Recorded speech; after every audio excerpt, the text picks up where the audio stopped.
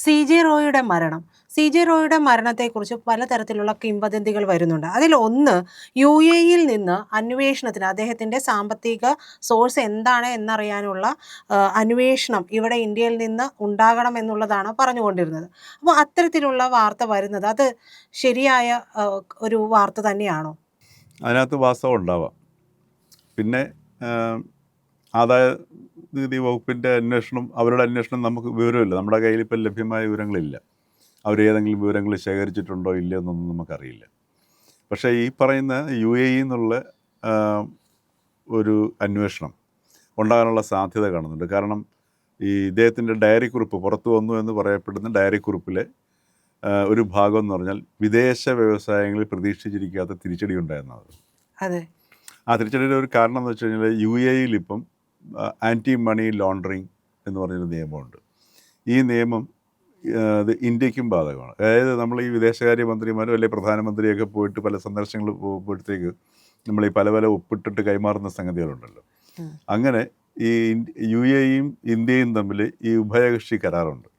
അതായത് അപ്പോൾ ഉദാഹരണത്തിന് നമ്മളെ ഇവിടെ ആരെങ്കിലും സാമ്പത്തിക തിരിമറി നടത്തിയിട്ട് ഇവിടെ നടത്തിയിട്ട് അവിടെ പോയിട്ട് അതിൻ്റെ ഡീലിങ്സ് നടത്തുന്നു ദുബായിൽ. അപ്പോൾ അങ്ങനെ ആകുമ്പോഴത്തേക്കും നമ്മളുടെ രാജ്യത്ത് നിന്ന് ഈ പറയുന്നതുപോലെ കള്ളപ്പണം ഉണ്ടാക്കി ഏതെങ്കിലും രീതിയിലും പണം ഉണ്ടാക്കി ഒക്കെ ചെയ്തു കഴിഞ്ഞാൽ ഡീലിങ്സ് ദുബായിൽ വെച്ചാൽ പിടിക്കപ്പെടത്തില്ല. ഇപ്പം നമ്മുടെ കേരളത്തിലെ അഴിമതി ഈ നാട്ടിലാരും കാശ് വാങ്ങിക്കുന്നില്ല.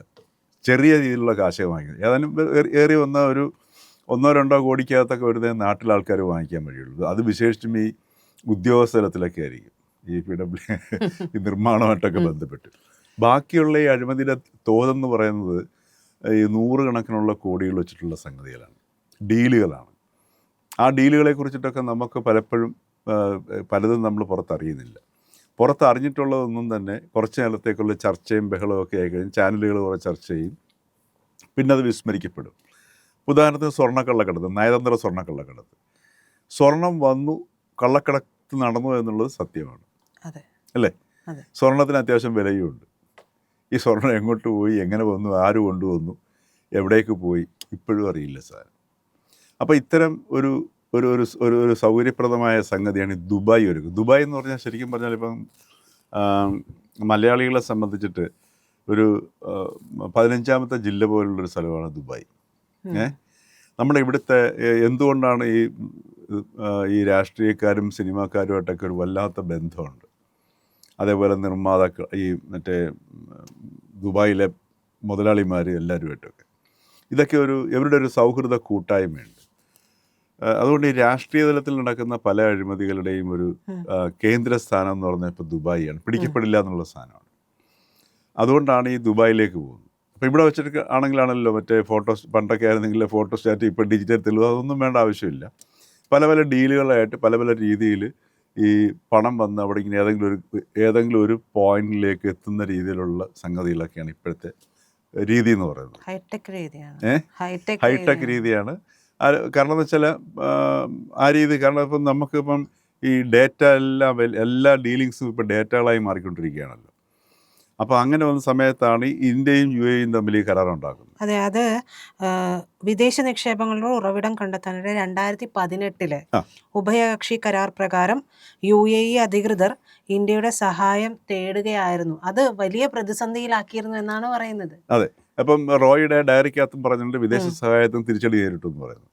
അപ്പോൾ ഇത് UAE സർക്കാർ അവിടെ റോയ് നടത്തിയിട്ടുള്ള നിക്ഷേപത്തിന്റെ ഉറവിടം ചോദിച്ചു. അതില് ഇന്ത്യയിലെ ബിസിനസ് ലാഭമായിരുന്നു എന്നാണ് പറയുന്നത്. അപ്പൊ സാറ് പറഞ്ഞതുപോലെ അതിന്റെ സോഴ്സ് എന്താണ്, അത് കൃത്യമായിട്ട് നമ്മൾ അവിടെ രേഖ സമർപ്പിക്കണമല്ലോ.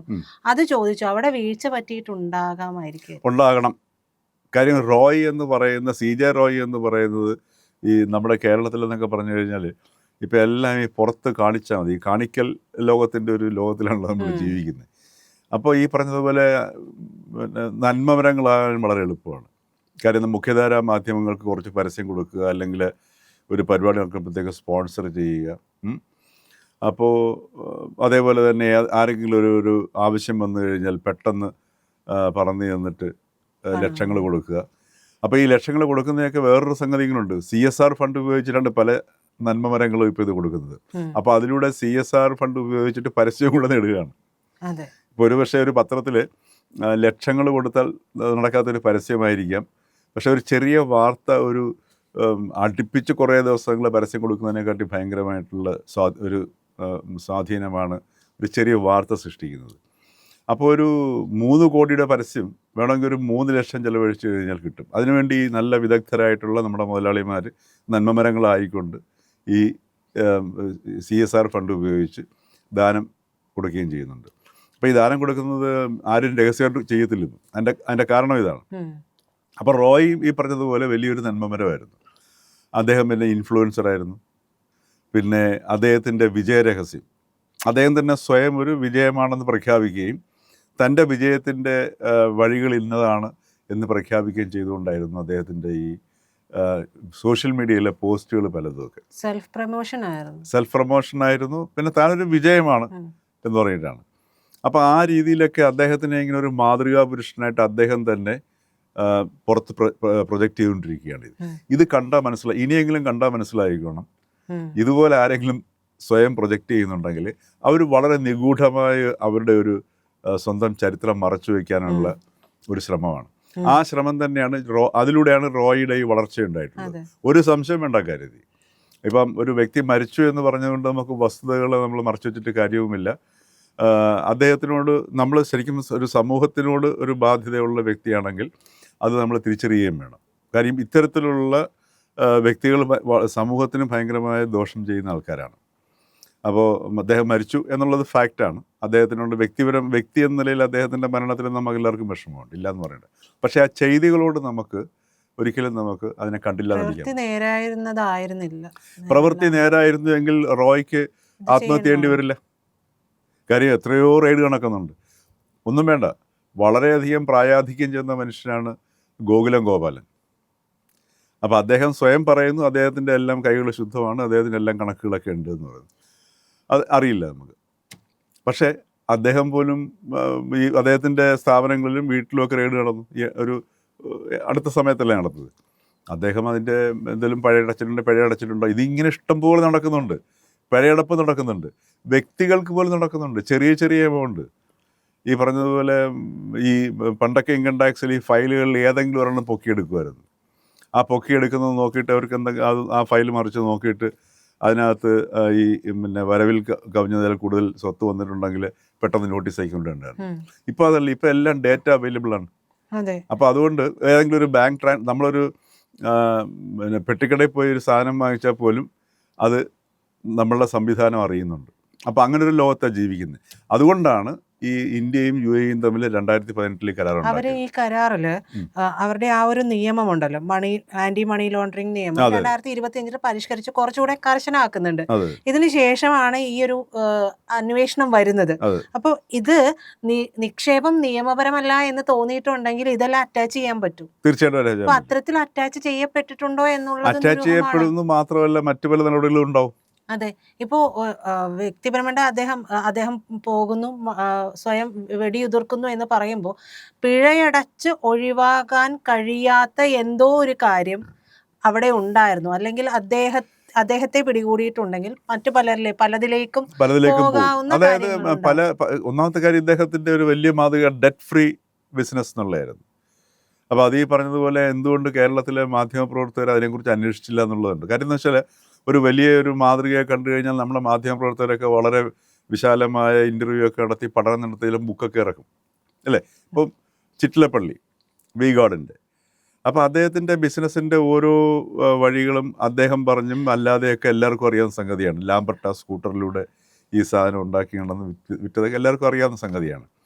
പക്ഷേ ഇത് ഈ CJ റോയ് പ്രൊജക്റ്റ് ചെയ്തിട്ടുള്ള ചില സാധനങ്ങൾ മാത്രമേ നമുക്കറിയാവൂ. സാധനം അദ്ദേഹത്തിൻ്റെ ഡെറ്റ് ഫ്രീ ആയിട്ടുള്ള ബിസിനസ്സാണ്, 10,000 കോടിയാണ്. അതുമാത്രമല്ല ഈ ഹോട്ട് വീൽസ്, കൊച്ചു കുട്ടികളും ഇപ്പം യുവതി യുവാക്കളുമൊക്കെ ഈ ഹോട്ട് വീൽസ് കാർസ് കളക്ട് ചെയ്യുന്ന പരിപാടിയാണ്. അതിൻ്റെ കുഞ്ഞു കാറുകളില്ലേ, അത് വലിയ ക്രൈസാണ്.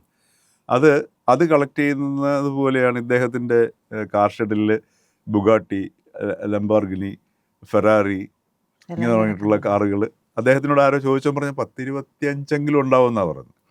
അപ്പം ഈ രീതിയിലൊക്കെ ഈ ഇത്തരം കാറുകളുടെ മുമ്പിൽ നിന്നിട്ടൊക്കെയാണ് അദ്ദേഹം വീഡിയോ ഒക്കെ എടുക്കുകയും ചെയ്യുന്നത്. അപ്പോൾ ഇദ്ദേഹത്തിൻ്റെ ഇത് യഥാർത്ഥത്തിലല്ലാത്തൊരു മുഖത്തെ അദ്ദേഹം പ്രൊജക്റ്റ് ചെയ്തുകൊണ്ടിരിക്കുകയായിരുന്നു. ആ പ്രൊജക്ഷൻ അത് ക്ഷതം ഉണ്ടാവുമെന്ന് വിചാരിച്ചിട്ടൊന്നും അല്ല ഈ ആത്മഹത്യ ചെയ്തിരിക്കുന്നത്. അതെ. ഇതിനകത്തൊരു ഗുരുതരമായ ക്രൈം നടന്നിട്ടുണ്ട്.